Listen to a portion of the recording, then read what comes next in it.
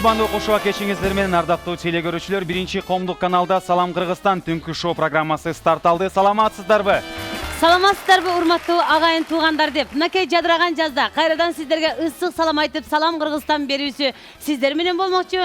Жана жаз жаркырап келип турганда биздин жазындагы экинчи берүүбүзгө жазга шайкеш келген жагымдуу коноктор келип отурат. Топтора кесиптешим менен кошулам жана айта кетчү нерсе, байыртан кыргыз эли таланттарга бай келген, бул баарыбызга эле маалым. Бүгүнкү темабыз өзгөчө Кыргызстан. Ошондуктан чакырылган меймандарыбыздагы, конокторубуздагы өзгөчө инсандар, бул улан кыздар Кыргызстандын атын, биздин намысыбызды, желегибизди чет өлкөлөргө барып желбиретип коргоп келген инсандарды чакырдык. Кызыктын баары али алдыда, биз менен болуңуздар. Салам Кыргызстан, биз баштадык.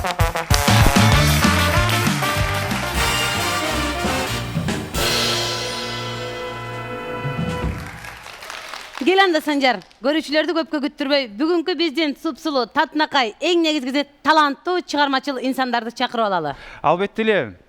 Бешиктеги баланын бек болорун ким билет деген сөз деги эле мага аябай жагат. Бул мырза канча жыл мурун биринчи коомдук каналдын сахнасында алгачкы болуп, элге таланты менен таанымал болуп, андан көп убакыт өтпөй дүйнөлүк деңгээлде белгилүү бийчи болду. Андан соң ошол менен эле токтоп калбай өзүнө окуучуларды, шакирттерди алып окутатып, ал мырзалар дагы, ал жигиттер дагы Кыргыздын мыкты инсандары экен. Ушул учурда керек болсо Германияда, керек болсо Москвада, керек болсо дүйнөнүн түркүн шаарларында мыкты деңгээлде бийлеп, таланттары менен Кыргыздын жерин, Кыргыздын элин таанытып жүргөн кези. Сиздердин назарыңыздарда Салам Кыргызстан түнкү шоу программасынын коноктору жазында дем күч менен толуп Адем тобу келип турат. Атай Өмүрзаковдун окуучулары, мыкты жигиттер. Тосолуңуздар.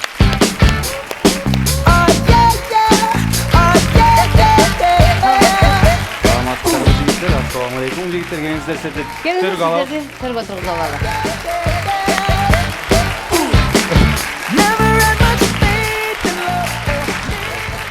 Сүйүктүү теле көрүүчүлөр, өзүңүздөргө маалым, көптөн бери бир жылына 4-5 жолу чет өлкөгө чыгып келип, түрдүү долбоорлорго, түрдүү сынактарга, таймаштарга катышып келип атасыздар. Адем тобу, Атай Өмүрзаковдун окуучулары. Саламатсыздарбы? Көпкө күтүртпөй дароо сиздер менен тааныштырып өтөлү. Оңдон солго кылалы, келиңиз. Сиздин атыңыз жана көп сүйлөгөн жигит экен. Гүлжан эжекеме жагып атасыз. Сизден таанышып өтөлү. Менин атым Эрлан. Эрлан. Меники Нурсултан. Нурсултан. Менин атым Эрдан. Эрдан. Баяман. Баяман экен. Аттарын жаттап алыңыздар, анткени көбүнчө эми сиздердин бийиңиздерди көрүп атканда жана Mortal Kombat'тын кийимин, өзгөчө жана роботтун кийимчен эле кебетеңиздерди көп көрбөйбүз. Топ жөндө кеп баштайлы. Дегиле эң башынан баштайлы, бул Атай Өмүрзаков чогултуп Адем деп атады же башталышынын башка бир өзүнүн окуясы барбы? Ошол жөнүндө Эрлан сизден маалымат алалы. Адем тобунун окуясы көп эле. Башында мен 2012-жылы мен анда бир дос балам болуп ошо топту түзгөнбүз. Андан кийин өзгөрүлүштөр болуп, балким тил табыша албай, кээ бийчилер менен ажыраштык. Биздин таланттарды байкап, Атай байке жардам берейин деп мен жаныма ушундай таланттуу бийчилерди кошуп берди. Атай байке аркылуу азыр иштеп атабыз. Демек эң алгач бул Адем тобун сиздин тобуңуз болуп, андан соң өзүңүз айткандай топтогу чогуу бийлегендер менен ажырашып кетип ажырашып кеткен соң бул жигиттерди Атай Өмүрзаков таап берген турбайбы? Анда Нурдан дедиңиз сиз? Нурсултан. Нурсултан айтып кетсеңиз, бул топко сиз келгенден баштап канча өлкөнү көрүп келдиңиздер? Кайсыл таймаштарга катышып келдиңиздер? Мага чейин башка балдар билечү, мен болгону бул жайында эле кошулдум. Мен кошулгандан бери биз Кувейтке, Казакстанга барып келдик. Ага чейин болсо бул балдар Адем өзү буга чейинки балдар болуп, көп конкурстарга катышып келишти. Бул Франция, Италия, акыркысы Словакияга барышты финалга. Нурсултан, мен сизге эмнеге кошулгандан кийин канча жакка барып келдиңиз деп сурадым, анткени Адем тобу көбүнчө сиздер бат-бат алмаштырып турат жигиттер, тобуңуздар. Мен Эрлан сиз каласыз, калгандар көп алмашып кетишти окшойт. Себеби эмнеде? Бул жакта 3-чү болуп, мен 15 жаштамын, Адем тобунун эң жаш таланттуу жигитимин деген мырзадан жооп алалы. Биз болсо буга чейин Франция, Италия, Москва, Чехия барып келдик. Českoslovenский талант деген сынакка. Ал жерден болсо биринчи турдан эле Golden Buzzer алдык. Golden Buzzer болсо бул жанагы биринчи турдан сразу финал өткөзгенди. Golden Buzzer'да жылдыз чыгат. Өзүңүздөр байкадыңыздар туугандар, бул жигиттин сүйлөп атканы билинип турат. Булар ырчылар эмес, булар алып баруучулар, булар бийчилер. Байаман, бул топто алмашуулар болот деп атпайбызбы? Ал эми сиз деги эле Атай менен көптөн бери иштеп жүрөсүз. Бизге маалым болгондой эле бул Адем тобуна чейин сиз Тумар Кэр деген топто дагы бийлеп калдыңыз, Ал эми Тумар Кэрге чейин дагы өзгөчө алыскы Ордолу Ош шаарыбыздын кара суусунан баштап Байаман сынып бийлеген Байаман деген видеолордон дагы кеп баштайлык. Кантип каяктан Атай Өмүрзаков менен жолугуп калып Тумар Кэр андан соң Адемге кошулуп калдыңыз? Бул деле узун болуп кетти. Жашоонун башынан башташ керек болуп калдыбы? Ошо ойлонуш керек болуп калды. Эми айылда мал багып, кой багып эле жүргөмүн, негизи эле ошол жакта талаада эле жүрүп бийлеп жүрөр үчүн. Кийин Атай эке Ошко келет деген билгенден кийин мен өзүмчө ошол эми өнөрүмдү көрсөтөм деп бий коюп баргам да. Бийледим. Эми Атай эке көрдүбү, көрбөдү билбейм мен. Уже ойлотканда уже алар кетти го деп, мен да кетип калгам да. Эч нерсени карабай, кийин өздөрү чакырышты. Чакырып келип биринчи көргөндө Атай эке аппак вообще таптаза көрүп алып, өзүнүн тырнактарына кирлер калып калган да. Жүгөрүн ооруп, ошолордо эме болуп баргам да. Кол самдап жүрүп эле жаман болгом. Эң алгач Ош шаарында болгон жолугушуңуз. Оштон айткан эме деп эч нерсе дей албай калгам да. Ака деп жүргөндөн кийин Анан ошол уялып сүйлөп Атай менен жолуктуңуз, эчтеке сүйлөй албай калдыңыз. Атай эке өзү эле эме деди, мени карап туруп эле эме сени Бишкекке чакырам деди. Биринчи Бишкекке келгенде эле чоң шаарга келгенде болуп калды. Бишкекти аябай жакшы көрөм, Бишкектен кетким келбейт. Чын Ошко барсам башкача боло берем, ушул жакта ушундай болдум беле.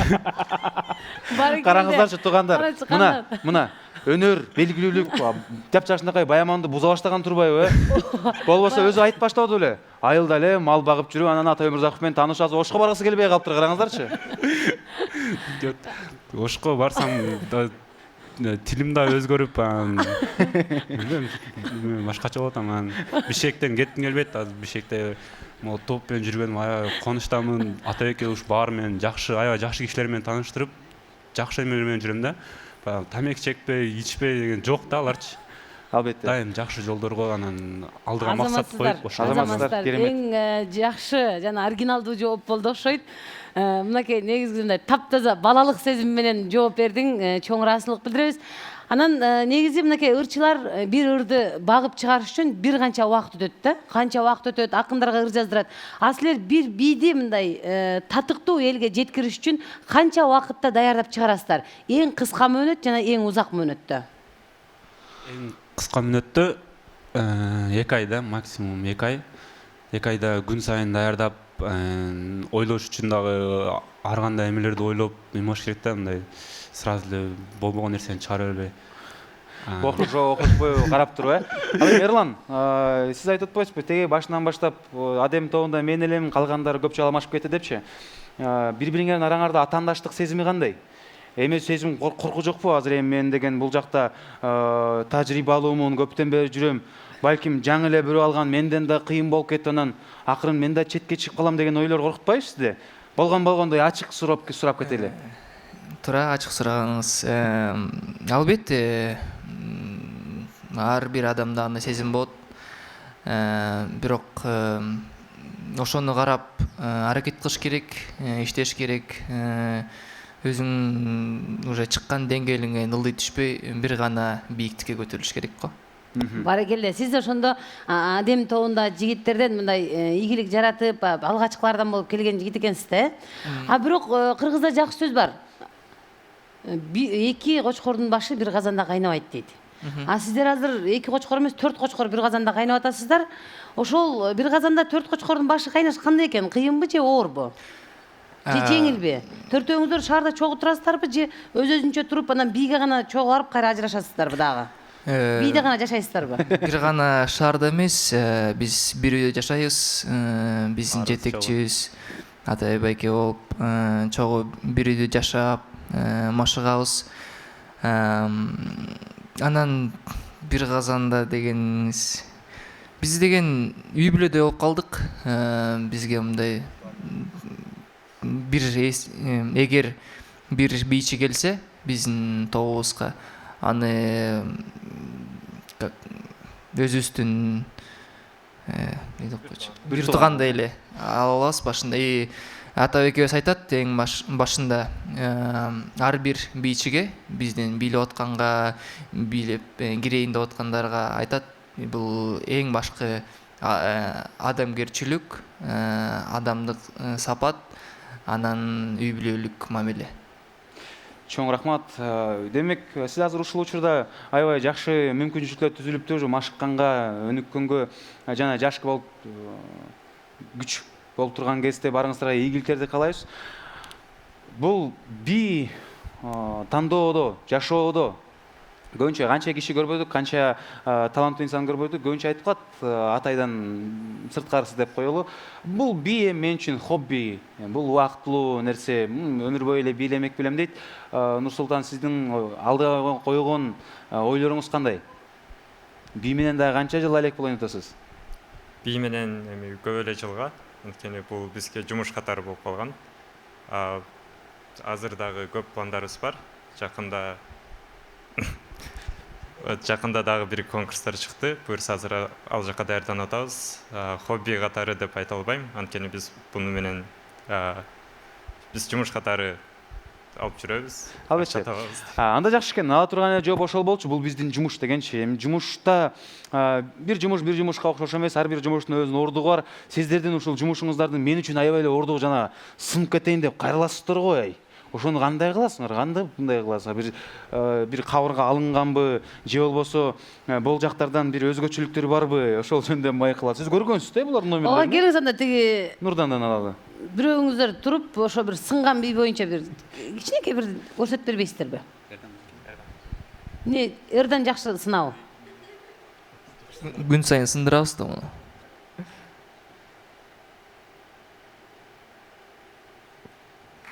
Канча жолу кайрылып кетти го. Бул калп, мен ишенбейм. Болчу эмес, бул фантастика. Колум эмне кылды? Карап көрүңүз да бир жолу.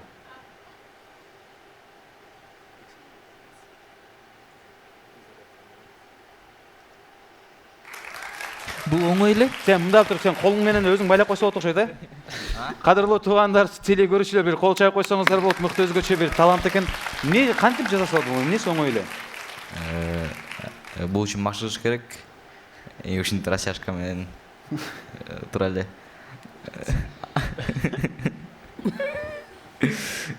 Оор элекен, канча убакыт машыгыш керек? Бул үчүн Бул жана флекс деген ушул да, эмне деп аттыңыз эле? Флексинг, флексинг. бул ар кандай. Бул мисалы кичинекей балдарда болсо сөк жумшак болот, алар бат эле үйрөтсө болот. Жана чоң кишилер, жана 18ден өйдө болгон кишилер болсо, аларга кичине оор болуп калат. Ал жылдап Мисалы машыгып аткан учурдачы, кол кайрылды. Ошол бойдон калып калган, мындай кайра кайрылбай, кыйналып калган же балким ошол бойдон чыгып кеткен же сынып калган учурлар болобу? Жок, сынып калган учур менде болгон эмес. Бирок Байман байке болгон. Байман болгон, ошол жөнүндө кеп калалы Байман мырза. Өзүнөн угалан, Эмне кылып сынып калдыңыз эле? Казакстанда бийлеп калганбыз да, президенттин астында бийлегенбиз. Ошол эң оор кыймылды кылам деп кайрылып атпан, колум чыгып калып, билгизбей туруп, Бийлеп аткан учурда Казакстандын президентинин алдында бийлеп атып кол сынып кетти. чыгып кеткен. Чыгып кеткенби? Бул жактан. Өлө ооруп, неме болгон. Кийин өзүнө келип калган. Өзүнөн өзү элеби? Кандай кылганда сынган болчу? Эң оор деген кайсы жери болгон келгенде? Отуруп туруп мындайдан болот. Отуруп туруп мындайдан сынгандабы? Анан кандай болду? Сынды, чыгып кетти. Жана позада турат Байман. Президент карап турат. Элдин баары карап атат. Эмне кылдыңыз анан? Ошо чыдап турдум да, ооруса дагы. Ошо чыдап туруп сынган бойдон, чыгып кеткен бойдон. Бул жак салаңдап атат. эмне кыласың? Анан эмне Анан кыласың эмне деп. кыласың? Тура бересиң да. Жок, бийиңизди бийлеп бүттүңүзбү же ошо сынган боюнча чыгып кеттиңизби? Колуңуз кайрылган боюнча калдыңызбы ошол жерде? Чоң рахмат, адем то десе рахмат турмуп кетип калдыңыз да. Мунткен бойдон. Канча убакыттан кийин кайра бийлей баштадыңыз Байман? Бул колум кайрыбай могул кылып өттүм. Бул кол чыгып кеткенден кийин кайрабай калгансыз. Бул кол өттүңүз, Азыр ошону эки кол тең кайрабай калган турбайсызбы? Жок, кайрыйм. Кайрый берет эки кол тең. Кайгып калды. Эми ушу менен эле чогуу кийинки эми тамашасы менен бирок жаштык бул убактылуу нерсе да. Анан азыр азаматсыздар, сонун кайрап атасыздар. Бул келечекке зыян эмес бекен? Суставтарга, балким ушул бириккен жерлерге. Байкап калдым да, эми чоңойгон сайын кыйын боло баштайт экен чын эле. Эми болуп азыр мен күн сайын Сиз азыр канча жаштасыз? Азыр мен 20да. 20дасыз. Жакында 21 болот. Канча жаштан бери билесиз ошондо? Бул 4 жыл болуп калды го. Аябай чоңоюп калыпсыз бирок анда. Чоңоюп калып, кары баштан турбайбы 20да Карып экен. калсыз болду, кайрап алып. Айта бериңиз Байман. Ошол чоңойгон сайын кыйын болуп атат да. Мына эртең менен турганда белим ооруп, колдорум да ооруп атат да.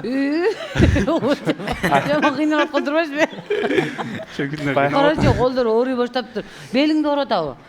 Ооба, белим да кайрыйм деп. Анан ушул суроого аябай бир суроо берейин. Мынакей силер бийлеп атасыздар, улуу бийиктиктерди багындырып атасыздар, колдоруңуздарды чыгарып атасыздар, белиңиздер ооруп атат, ушундай кыйналып атасыздар. Бирок ошого мындай сизде ушул кетирип аткан ден соолугуңузду кайтарып ала турган каражат топтоп атасызбы? Элдин баары байлыгына эле кызыгып жүрөсүз, иә. Жок, сен эмне кок бөлүшүп калабы деген сөз да. Кой, кайтар, Эгер бул спорт катары эле көрөм да, бул баарыбыз ошондой эле көрөбүз. Күн сайын эме кыла берсек оорубаса керек. Сиз менин суроома жооп бериңиз. Жок, Караңызчы, кандай сонун жооп болду. Сиздин сурооңуздан кийин менин суроомо жооп берип койду. Спортто бул. Ошол спорттон кандай каражат түшүп атат? спорттон жакшы өтүшөт. Эгер бул Силерге атай мындай зарплата төлөп береби негизи? Ооба. Канчадан бир айда канча зарплата аласыңар? Бир айда эмес, выступление чыкканда эле ошондой алып турабыз. Бизге ушул силерге чейин дагы биздин студияга бир ырчы жигиттер келген, ушундай бир 4-5 жигит болчу. Келгенде айткан, биз могу ырчылыкты тандап ушу группа топтогондо биз контрактка кол койгонбуз. Биз даже мынча жыл үйлөнбөйбүз. Биз деген кыздар менен сүйлөшпөйбүз. Биз үйдө күндө мындай дежурство менен иш кылабыз, жумуштарды ушинтип жасайбыз деп. А силерде ушундай кандай? Биз контрактсыз деле өзүбүздүн мойнубузда өзүбүздүн башыбыз бар, өзүбүз деле түшүнүп атабыз. Если баш кошсок бизге биздин чыгармачылыгыбызга кичине кыйынчылык болуп калат. Демек, кагаз үстүндө жазылган бир келишимиңер жок. Жок, андай жок. Биздики дайыма бирибизге ишенебиз, дайыма бирибизди сыйлайбыз, урматтайбыз. Ошондуктан үйдөгү жанакы расписание деген биздики жок. Биз өзүбүз билебиз. Эгер бир жер кир болуп турса деле өзүбүз жасайбыз. Эгер бирөө тамаксыз келсе, тамак жасап коебуз. Ошентип эле жашайбыз. Биздин там порядок деле жок, анткени Биз порядокто жашайт экен балар.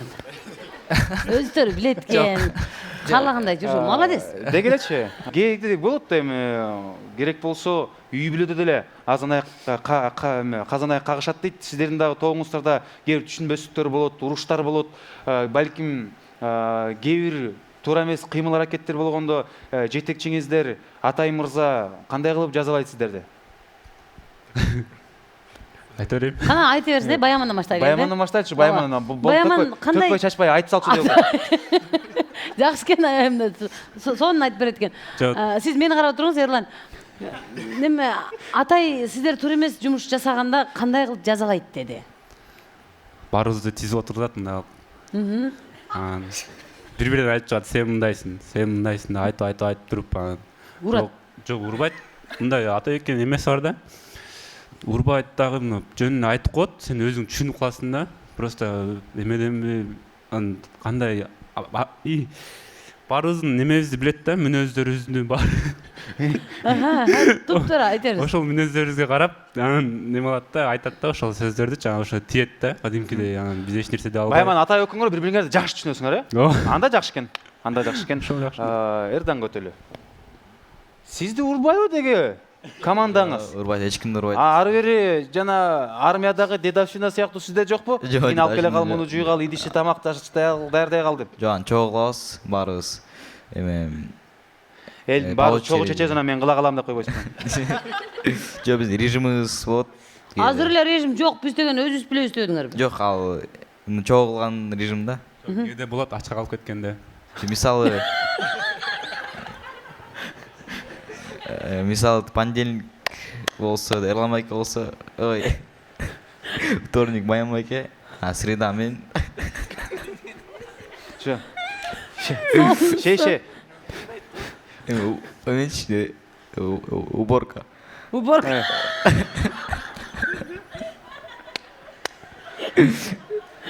Шейшембе күнү Баямандын күнү болгондо, Баямандын күнү көбүнчө ошо ачка калып кетет окшойсуздар.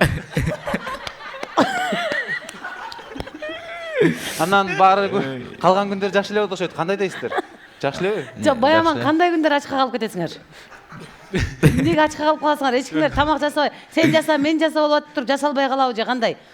Ну, идиш аяктар жуулбай. Карагылачы. Элде тамак аш жасаганга мындай кыйынчылык болуп атса, бул адем тобунда тамак жегенге идиш калбай калып турбайбы, э? Эми албетте. Таза идиш калбай калат. Санжар ага түшүнсө болот. Эркек балдар жашаган жерде сөзсүз жуулбаган идиш, Эмне болуп ачка каласыңар? жасалбаган тамак, жуулбаган кийимдер болушу мүмкүн. Ага эң туура түшүнөбүз. Баягы тарс эткенин баары тамаша. Келиңиздер кийинки суроого өтөлү.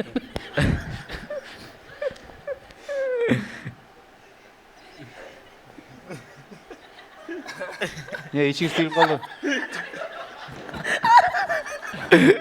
Азыр эми күлүп алсын.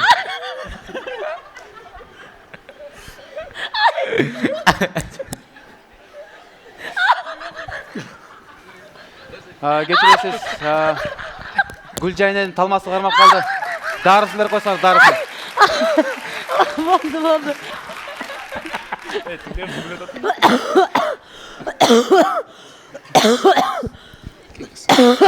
Ай.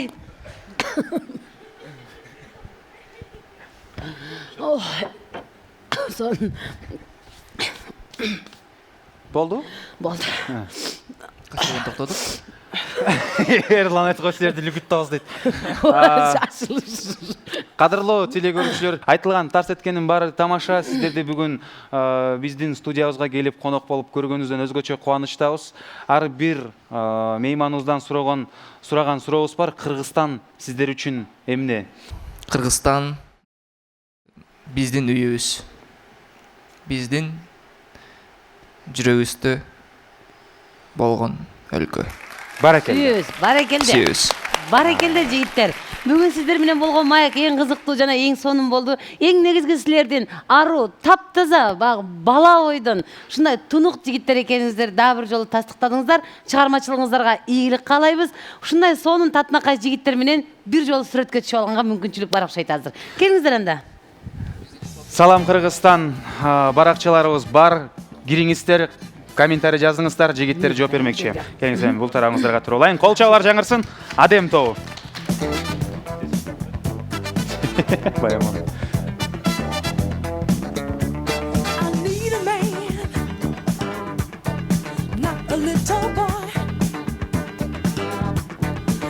Баяман. Баракелде. Анда эмесе? Баяман, съемкадан кийин мунун баарын кылбайсың. Мен сага WhatsApp'тан ыргытып койгом экен, э? Мен селфи болбойм да телефон алып.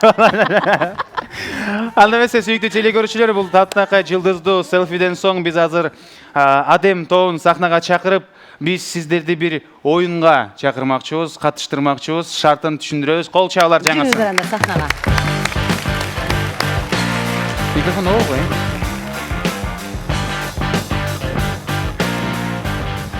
Азыр эң сонун оюн болот. Азыр Санжар түшүндүрүп берет шарттары менен.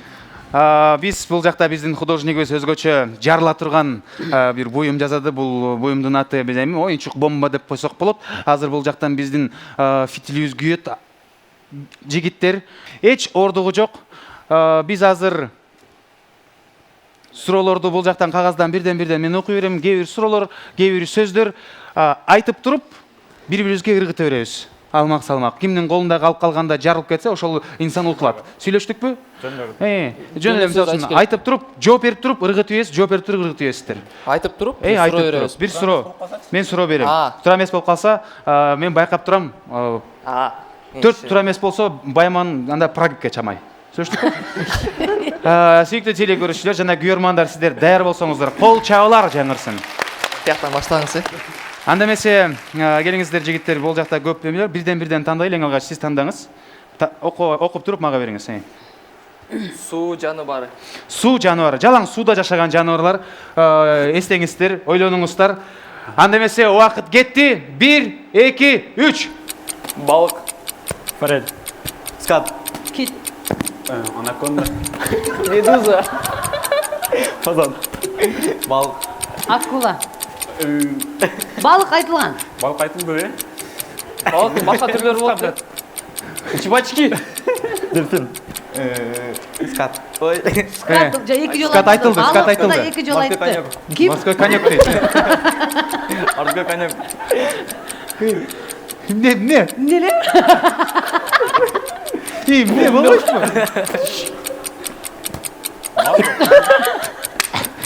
Кой, брат. Ой. Суу жаныбары. Суу жаныбары. Ой. Бул нема? Жылан. Жылан? Суда бар жылан. Кит. Кит айтылган. Айтылды, айрак. Өткөт макул. Акула. Акула да айтылган. Бөлүндү, жарылды. Жарылды. Айнам бар отуруп эми. Мен жанында туруп турасыз. Кийинкини тандайлы. Баямандын айылында сууда жашаган койлор бар окшойт. Суу жаныбар десе кой дейт. Тандаңыз. Музыкалык аспаптар дейт. Музыкалык аспаптар. Мен биринчи баштап берейин. Келиңиз. Аккордеон. Комуз. Гитара. Скрипка. Вот комуз. Барабан. Фортепиано. Гитара айтылган. Гитара айтылган. Мен силерди Сиз эмне пассовойский болду? Жок, утулсаңыз сиз дагы утуласыз да. Мейли мен утулдум да. Жок, акырына чейин эле коюңуз. Ойлодум өзүм. Кыякты айтып койбодум аны. Сыбыз ошо могу. Кел анда мына сыбызгы.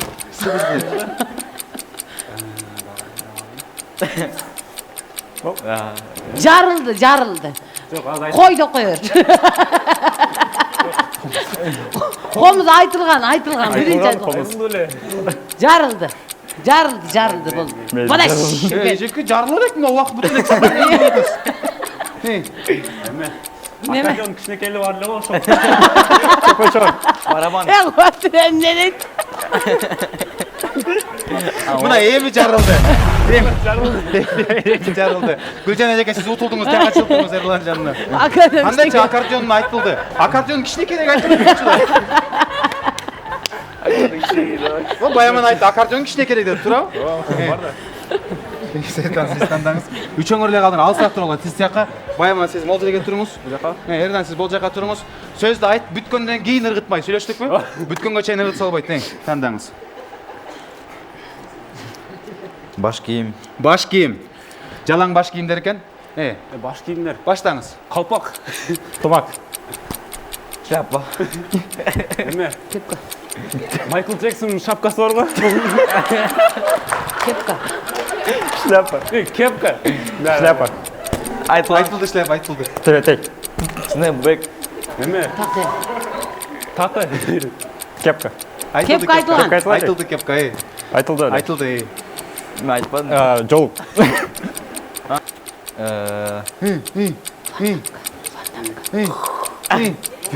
Эме маска.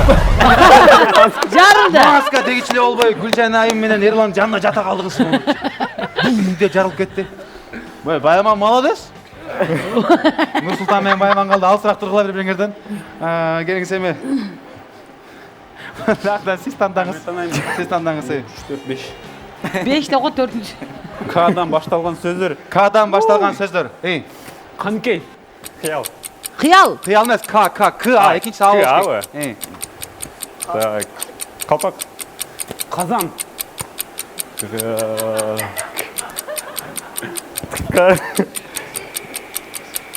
Кашык. Кашык. Кошелек. Кошелек. Жөөлө кошелек брат. Вай, кашалек болор. Баяманга кошелек эмес, кашелек болот. Ойнай бер. Калп. Я. Калп. Каспер.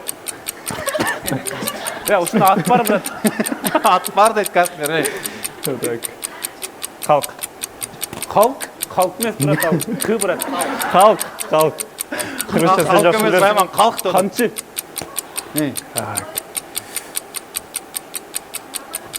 Айтып коелу. Айтпайсыз, утаймас. Коньки. Билмендер, Баяман болуп коеюн. Камыр дейт, Баямандан камыр. Готов. Браво! Керемет тугандар, өзүңүздөр байкадыңыздар. Комчалар. Майкл шапкасы. Кашалек.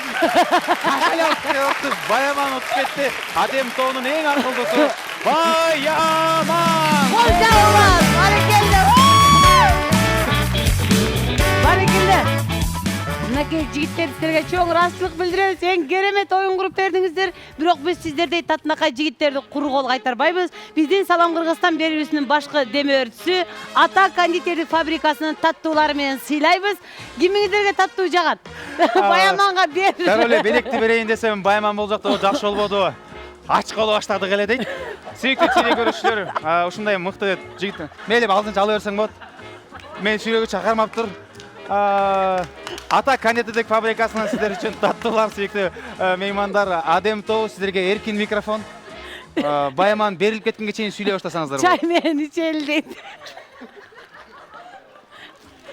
Гүлжайнайым, Баяман мага акырын эңкейип туруп, мо чын эле бизгеби же тияктан алууласыңарбы деп. Баяман, бул белек чын эле сизге. Именно Баяманга. Ушу менен баары менен сизге, тооңузга, кааласаңыз өзүңүз эле алып кетип калсаңыз болот. Сөз сизде, келиңиз. Биринчиден Кыргызстанга ынтымак. Экинчиден эч качан урушпагыла. Үчүнчүдөн жеген тамаңар. Таттуу болсун. Дамдуу болсун, рахмат чоң. Ушундай белек даярдап коюп туруп аябай сонун болду. Аяк кубанычтан чын үйгө барып чай менен. Кадырлуу меймандар, өзүңүздөр көрдүңүздөр, мыкты топ Адем, кааласаң бий, кааласаң күлкү. Барекелде, чоң жигиттерге чоң ыраазычылык билдиребиз. Чыгармачылыгыңарга ийгилик. Атайга бизден чоң салам. Келген үчүн сиздерге чоң ыраазычылык билдиребиз. Ар дайым ушундай күлкүнүн үстүндө жүрүңүздөр. Барекелде. Кийинки жолу кезиккенче саламатта туруңуздар. Жакшы болуңуздар. Эң сонун керемет болду.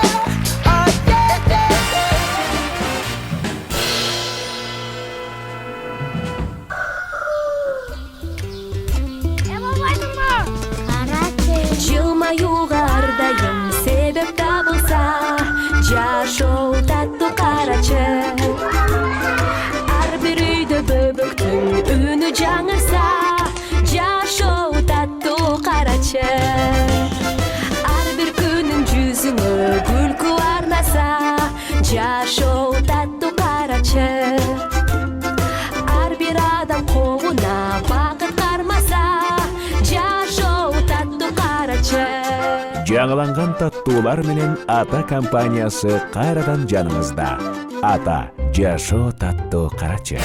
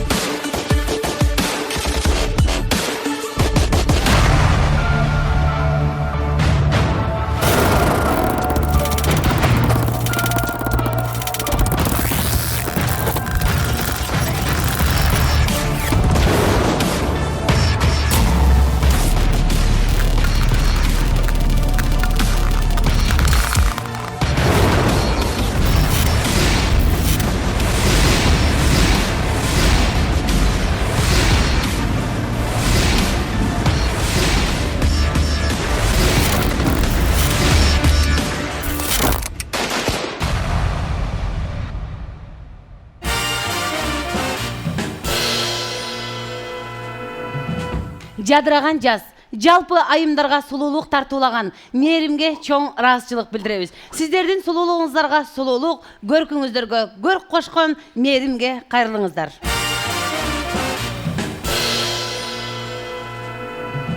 Өзгөчө Кыргызстан темасы Салам Кыргызстан түнкү шоу программасында болуп атат. Өзгөчө Өтө коноктор сонун экен. болду. Бүгүнкү коноктор аябай мындай кубандырып, кандай сонун маанай тартуулап кетти. Буюрса биздин экинчи коногубуз андан да бийик деңгээлде биздин маанайды көтөрөт деген толук ишеничтебиз. Анда келиңиздер, сиздерди көпкө күттүрбөйбүз, экинчи коногубузду тосуп алабыз. Баарыбызга эле маалым, ата-бабаларыбыз, тең туштарыбыз, балким улуу муундар дагы айтып калат, угуп калабыз.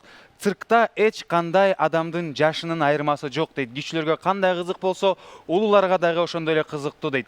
Салам Кыргызстандын бүгүнкү темасы өзгөчө Кыргызстан болгондуктан өзгөчө таланттардын ээсин дагы чакырып келдик.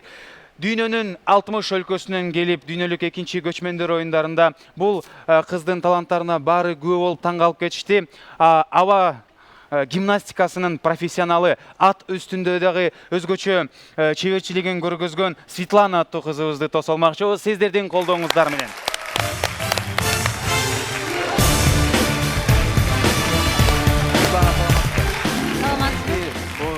13 метр өйдөлүктө көрүп көнүп калганбыз. Татынакай пижамыңызды кийип жаныбызда турсаңыз өзгөчө кубанып турабыз. Куш келипсиз, төргө өтүп бериңиз. Келиң сизди студиядан орун алдырабыз. Дароо эле Светланадан тосуп алып туруп эле учурашкан кезден баштап эле колумду бир аз катуу кысып койду. Ошого суроону сиз бере бериңизчи, мен коркуп турам. Аябай күчтүү Аны экен. учурашып койбойбу мен деле биринчи. Саламатсызбы? Кысат экен, атайын кысат. Ултум эле мындай биринчи дух түшүрөм деп ойлоп турабыз. Саламатсызбы, кандайсыз? Куш келипсиз, Светлана. Цирктин жашоосунда кантип аттандыңыз жана ага чейин эмне жумуш менен алек болчуңуз? Чындыгында мен цирк жаатына биринчи жолу ошо как хореограф, постановщик болуп келгем. Ошол жерде ошо Россиядан келген бир ошо аба гимнастикасы болуп жатты эле да. Анан кийин ошо Россиядан келген гимнастка бир кыз иштеп жатыптыр. Анан кийин баягы Россиянын флагы чыгып объявлять этип атса, баягы жерден эле биздин флаг чыккан жок эмнегедир.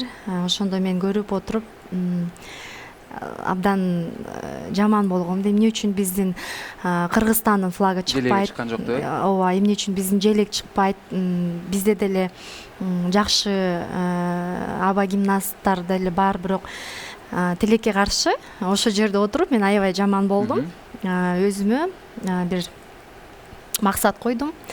Мен дагы ушинтип учкум келет деп. Анткени мен өзүм мындай эми орусча айтканда экстремальная девушка жагат. Анан кийин ошо мен өзүм дагы мындай кандай деп айтсам, мындай свободный полет жагат да мага. Андан кийин негизи циркте болсо биздин купол высота 13 метр. Ал жерде мындай өзүңдү мындай эң свободный сезсең болот да. Анан кийин ошо жарым жылдын ичинде мен аябай катуу иштедим. Жарым жылдын ичинде баягы иштеп, и бир жылдын аягына жетпей ошо аба гимнастикасын иштеп чыктым. Үйрөнүп кеттиңиз, бир жылга жетпей. Ооба. Андан бери 10 жыл өтүп кетти. Албетте, буга чейин мен 4 жашыман баштап художественный гимнастикага баргам. Андан кийин эле эң биринчи образованием меники ошо артистка балета. Балерина. Демек баарын чогуу аралаштырып, андан соң келип аба гимнастикасы болуп кеткен турбайбы? Ооба, бирок балетке чейин мен мурун бокска барчумун. Бокска дагы барчыңыз. Мынакей сиздин колуңузду катуу кармаган себеби мына ушуда экен. Бокстан келип чыгат. Татынакай супсулуу айым, бирок колу ушундай каруулуу экен. Анан биздин угушубузга караганда сиз ошо кичинекей эле кезиңизден ошо телевидение жаатында дагы иштеген экенсиз. Ошол жөнүндө дагы бөлүшүп кетсеңиз. 96-жылдан 96-жылы сиз болгону гана бир 7-8 жашта кыз элеңиз. Абдан кичинекей кыз элем. Капкара капкара ошо мен режиссерлор күлө берет эле. Кара кыз деп. Ооба, ошо көрүнбөй калат кene эфирден деп. Ошон үчүн мага кээ бирде көп пудра кетчү. Ошол эсимде. Кичинекей, анан дагы кичинекей чагыман баягы ясли садка барганда ошол орус ясли садка барып, орус мектебин бүтүп кичинекей чамда баягы кыргызча сүйлөгөндө мага бир аз кыйынчылык болду, бирок ошого карабастан ошо аябай аракет жасадым, ошо сценарийлерди окуп жаттап, башка кичинекей балдарга сценарий мисалы бир күн эрте берилсе мага деген бир неделя, 1,5 аптада берилчү, анан ошонун баарын жаттап даярданып келчүмүн. Ошо мен артистизм боюнча кичинекей кезиңизден эле чыгармачылык иштирбайсызбы? ооба. Жана жол узак жана мындай кыймыл аракет кылган ушул гана жолдо өтөт деген сөз баарыбызга эле маалым. Света, сиз айтып кетсеңиз, бул жигитовка деген бар, аттын үстүндө кандай гана нерселерди кыласыз, аны мен өзүм деле жеке көрдүм. Андан ошону кантип үйрөндүңүз? Мейли аба гимнастикасын үйрөнүпсүз, сиздин мүмкүнчүлүгүңүз Москвадан келип бир мугалим келип калыптыр, жарым жыл, 1 жылга жетпей эле, андан соң 10 жылдан бери ошо мен Олег болуп жүрөм, циркта эмгектенип жүрөм дейсиз. Ат үстүнө канча убакыт кетти? Кантип үйрөндүңүз? Ким үйрөттү? Ат үстүндө бир калп айтпасам 18-19 жашымда келдим окшойт. Ошо эң биринчи жолу ат үстүнө отурганым эсимде. Биздин жигиттер, анда мен тааныш эмес болчумун ал балдар менен. Кийин менин коллегаларым болуп калды. 2 бала чуркап келип, мындай айтканда баягы жамбашыман түртүп араң отургузушкан, ошол эсимде. Анан Коркуп атып сиз араң мендиңиз. Ооба, ал убакта деген кастинг болуп жаткан. Бирок атка кандай отурат, жеңилдик болуш керек албетте грация болуш керек. Ал жерде бир гана баягы сенин бетиң эмес, пластика болуш керек. Ал жерде грация, красота деген баягы колдор кандай иштейт, ар бир сенин жестиң ал жерде каралат. Анан ошонто отуруп, баягы кыздарды тазалап, сейип отуруп, анан аягында ошо мен калдым. Анан бирок албетте мен жигитовкага баягы кастинг болуп атат, келип катышып кет дебестен эле баягы мен буга чейин ушул кастингке чейин мен аттарды абдан сүйүп келгем. Бул эң жакшы көргөн жаныбарлардын бири мен үчүн. Эң өзгөчө мен аттардын көздөрүн жакшы көрөм. Көзүн жакшы көрөсүз. Циркта жүргөндө бир псевдоним да колдонуп калышат. Балким сиздин да псевдонимиңиз бар. Албетте, менин экинчи атым Аслана. Аслана Шерхан. Жана Мауглидеги Шерхан. Аслана Шерхан деп. Сизди циркта Аслана Шерхан деп айтышат, Аслана. Аслана. Бирок сиздин өз негизги атыңыз Светлана Аширова. Ооба. Светлана десе ошо баары ойлошот экен, бул балким бир орус кыз же бир кореянка же может башка. Ошондо биз сизди ким деп айталы? Кантип айтышыбыз керек? Эми баары эми Аслана деп чакырышат. Аслана деп чакыралы, Бул аба гимнастикасын мен көргөм, негизичи көргөм. Анан ачык айтканда аябай аракеттенсем деле, деке мен кыла албасам керек. Бир жөн эле учканда деле тартыныш оор го, мындай кылыпчы. Албетте. Оор да аябай, мунун баары аябай оор. Деги эле адамдын аткарышы күчү жетиши оор. Эркек болуп деле оор. Сиз сулуу айым болуп туруп мындай кантип канча машыгасыз, кандай оросуз, кыл бүткөндөн кийин колдор ооруп калабы? Анан страховка жок да ал жакта, сизди кармап турган, байланып турган, балким кол чыгып кетсе жумшак жакка түшүп турган деген нерсе жок. Тор жок биздин билишибиз боюнча. Эң эле фишкасы ошол да, аба гимнастиканын эчтеке жок, түшсө тап этип эле түштүң. Бул ристерге эмне үчүн барып атасыз? Бул эмне үчүн кыласыз буну негизи? Анткени мен өз жумушумду абдан сүйөм. Жана мен досторум айтмакчы, bunday жумушту только ненормальные работают деп айтат. Бирок ненормальный болсоң бул жумушту иштей албайсың да. Мындайча айтканда. Канча жолу куладыңыз эле, канча жолу кол сынды эле, канча жолу айыгып чыктыңыз эле? Чынында аба гимнастикасында менин Аскат Эрбаев деген партнерым бар. Баягы биз Жылдыздар манежде программасында катышып, долбоордо. Андан кийин ошо кийин чогуу иштеп калдык. Мен ошондой эле сольная воздушница деп айтат. Анан парный дагы иштейбиз, то есть дуэт болуп. Анан Баягы эми болот эми репетиция убактарында кээ бир жери туура эмес болуп калса баягы мен абдан мындай шустро быстро иштеген адаммын. Анан ошо эгер сезип баратсам, мен эгер кулап баратканымды билип жатсам баягы маймылдай болуп деп жабыша аласың. Түшпөйсүң эч жака, бирок ат үстүндө кулагам. Албетте менин ушунча 10 жылдан бери жана 13 метр бийиктик бул айтып коюш эле оңой. 13 метрден 13 метр деген бул 5 этаж, 6 этаж үй. Аябай 8 этажга жакын. 8 этажга жакын болуп калат. Ошол жактан бир да жолу мындай кулап кеткен эмессиз, Албетте Кудай сактасын, бирок бул эми оор нерсе болуп атпайбы? Абдан оор, чындыгында бизде баягы орустар айтканда за кулисами остается самое трудное. Анан баягы эл алдына чыкканда биз баягы абдан күлүп, жайнап, ушундай бир жеңилдик менен иштешибиз керек. Бул биздин эң биринчи максат.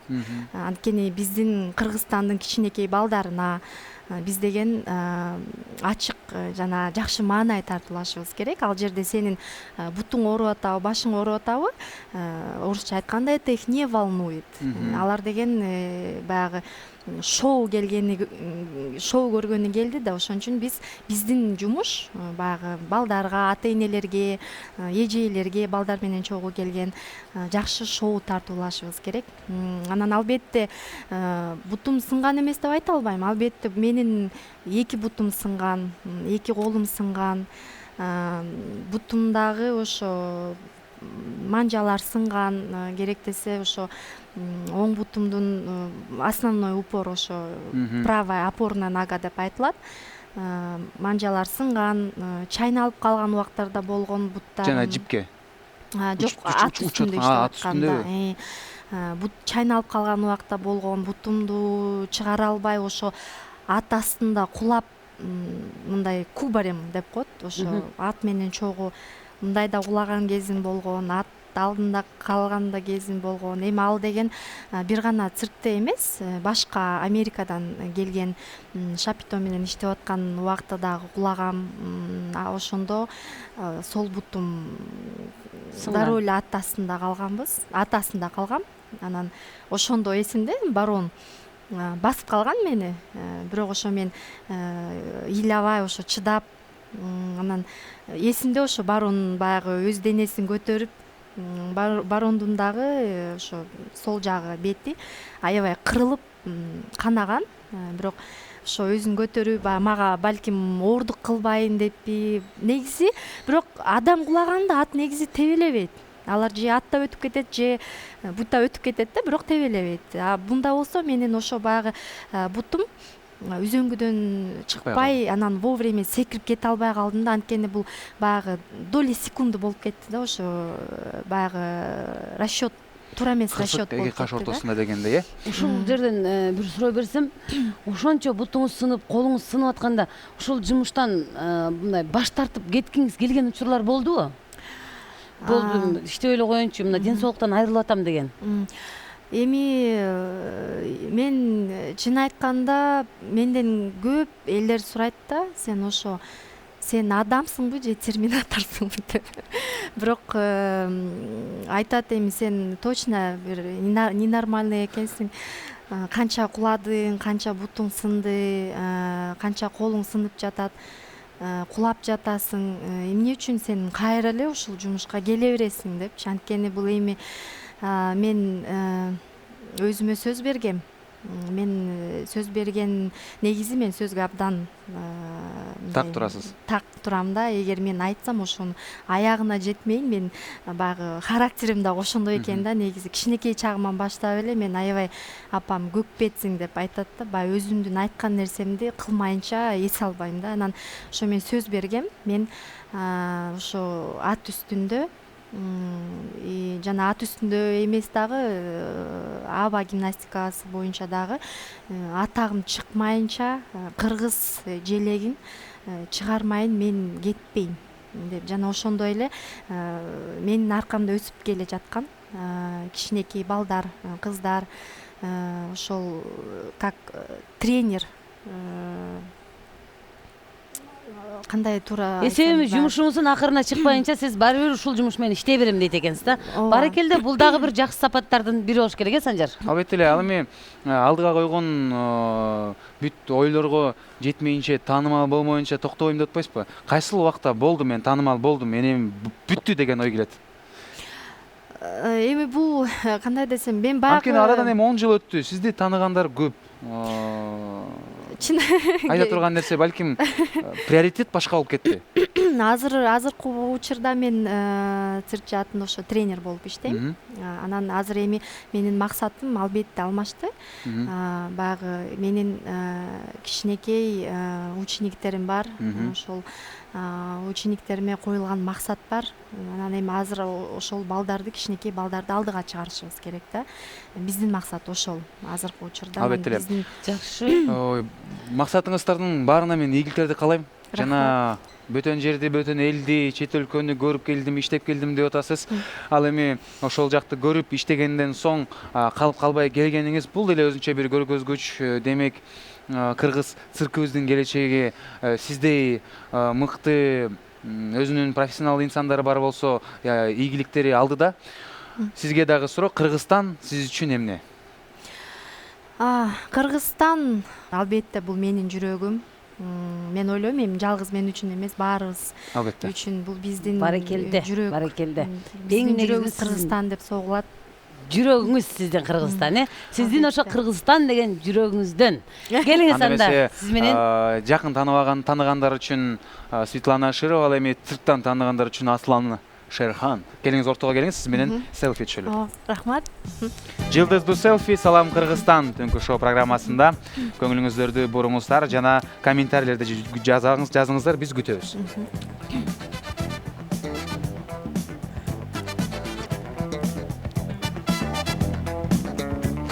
Чоң рахмат. Эми сизди сахнага чакыралы. Долбооруңуздун шарты боюнча маектен соң оюнга катышабыз. Шарттарын сахнада түшүндүрүп бересиз.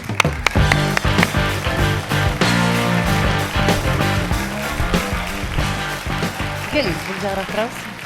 Канчалык деңгээлде циркта сиз айтып атпайсызбы, ооруса дагы, кыйналса дагы эмоцияны билгизбеш керек, анткени келген көрүүчүгө шоу керек, менин кыйынчылыгым кереги жок деп айттыңыз өзүңүз. Азыр канчалык деңгээлде ошол эмоцияны жарата алат экенсиз, чогуу көргөзөбүз. Заманбап доордо баары бири-бирине смайликтерди жөнөтөт. Бизге дагы смайликтерди өрдөп койдук, сиз жүзүңүз менен смайликтерди турайсыз. Эч ордугу жок. Болгону эле бирдей смайликтей болуп беришиңиз керек. Макул. Ортого туруп бериңиз, бул жакка карайсыз. Мен бирден смайликтерди сизге көргөзүп берем. Эң эле алгачкы жөнөкөй смайликтен баштайлы.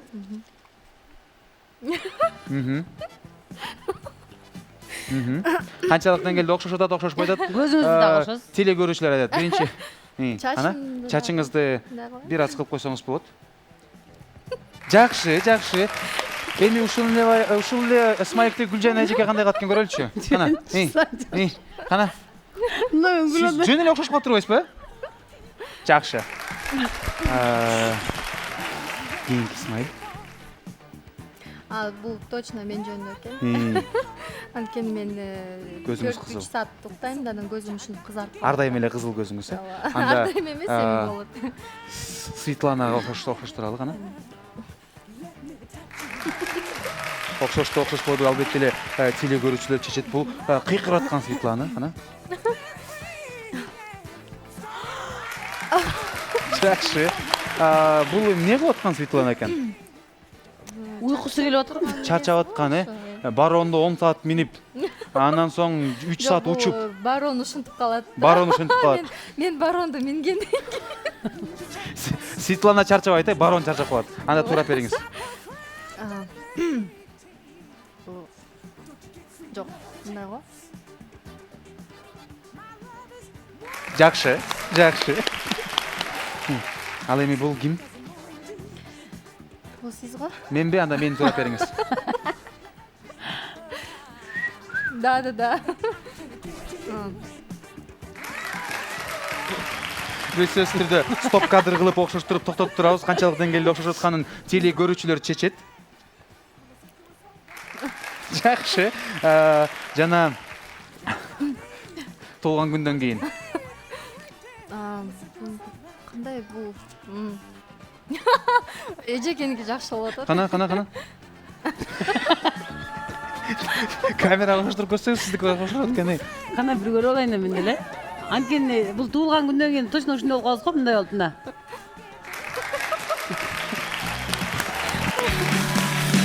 Жана бул менен бүтүрөлү. Барондон кулап кеткенден кийинки ыйлап аткан же Кыргызстандын жилигин көтөрүп атканда 20 миң американец кол чап атканда кубанып ыйлап жаткан Светлана. Негизи бирок меники мындай да. Сиз кандай ыйлайсыз? Башкача ыйлайсызбы? Желек жок. Желек кармап деп аткан учур болот. Дароо ошондой кошосо. Браво! Керемет! Светлана Аширова. Чоң рахмат. Чоң ыраазычылык билдиребиз ишиңизге. Баракелде, бар болуңуз. Бизге бүгүн аябай сонун кызыктуу маек куруп бердиңиз. Рахмат сиздерге дагы рахмат. Келиңиз, Светлана, бул таттуулар сизге. Эми келиңиз, эркин микрофон. Рахмат. Мен ушул кыргыз элим үчүн, кыргыз жерим үчүн тынччылык каалайм. Бар болуңуздар, аман болуңуздар, бай болуңуздар, ар дайым күлүп жайнап жүрүңүздөр, эч качан оорубаңыздар. Кыргызстан, биздин Кыргызстан ар дайым алдыда жүрсүн. Орусча айтканда, пусть наш Кыргызстан будет впереди планеты всей. Албетте, чоң рахмат сизге. Кулабаңыз, жыгылбаңыз, бароңго салам айтыңыз. Келип туруңуз. Чоң рахмат. Келгениңизге чоң ыраазычылык билдиребиз. Светлана Аширова. Байыртан кыргыз эли жакшылыкка бай келген, ар бир жакшылыгыңыздын дасторконун үстүндө Ата кондитердик фабрикасынын таттуулары турсун. Атайын эң негизгиси Кыргызстанда жасалат жана даамдуу дагы. Барыңыздардын үйүңүздөрдө Атанын таттуулары болсун. Келиңиздер урматтуу эже, сиңдилер, барыңыздарды жазында жаркылдаган кийимдерди алуу үчүн Тиншоп магазинине чакырабыз. Тиншоп магазини эң ыңгайлуу 5 Сары Сити 2 этаж. Сүйүктүү телекөрүүчүлөр, өзгөчө инсандар келип, өзгөчө тема болуп кетти. Салам Кыргызстан түнгү шоу программасы сиздер менен болдук. Барыңыздарга бейпил түн каалайбыз. Бүгүнкү келген коноктор сиздерге дагы жакшы маанай тартуулаган чыгар. Андыктан кийинки ишемби жолукканча саламатта туруңуздар. Сиздер менен Санжар Мыкыев жана Гүлжайна Атаканова көрүшкөнчө сак саламатта калыңыздар. Салам Кыргызстан!